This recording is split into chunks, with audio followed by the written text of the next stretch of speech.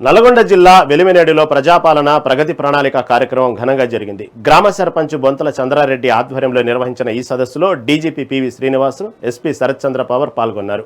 ప్రజలు రోడ్డు భద్రతపై ప్రత్యేక అవగాహన పెంచుకోవాలని, ప్రమాదాల నివారణకు ప్రతి ఒక్కరూ స్వచ్ఛందంగా కృషి చేయాలని పిలుపునిచ్చారు. సమయం మించిపోతుందని, మితిమీరిన వేగంతో తొందరపాటుతో ప్రయాణాలు చేసి ప్రాణాల మీదకు తెచ్చుకోవద్దని సూచించారు.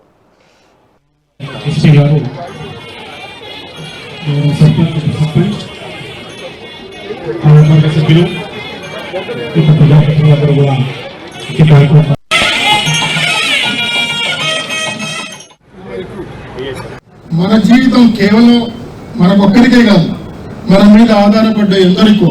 అంటే పిల్లలు, యువకులు ఉన్నారు, వాళ్ళ మీద ఆశలు పెట్టుకుంటారు పెద్దవాళ్ళు. ఒక యువకుడు ఉన్నాడు, యువతి ఉన్నది, యంగ్ పీపుల్. వాళ్ళు డ్రైవ్ చేసి రెక్లెస్ గా డ్రైవ్ చేసి చనిపోతే ఎటువంటి బాధ, ఎటువంటి జీవితంలో ఎటువంటి బాధను వాళ్ళ తల్లిదండ్రులు అనుభవిస్తారో ఒక్కసారి మనం ఆలోచన చేయాలి, ఆ పిల్లలు ఆలోచన చేయాలి.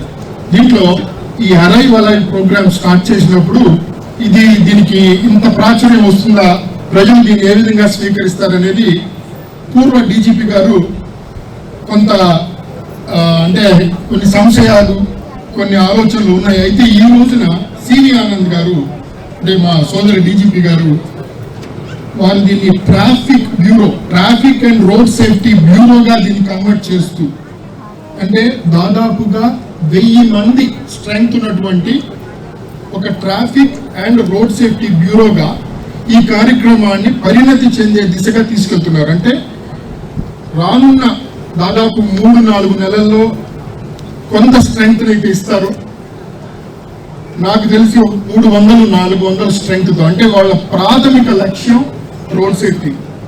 రోడ్ సేఫ్టీ అంటే క్యాజువాలిటీ తగ్గించడం, చనిపోతున్న వాళ్ళు, గాయపడుతున్న వాళ్ళ సంఖ్య తగ్గించడం, ఆస్తి నష్టాన్ని తగ్గించడం.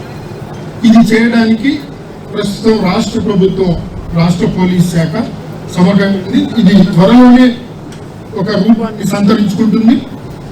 పూర్తి స్థాయిలో దాదాపు 1-1.5 సంవత్సరాల్లో పూర్తి స్థాయిలో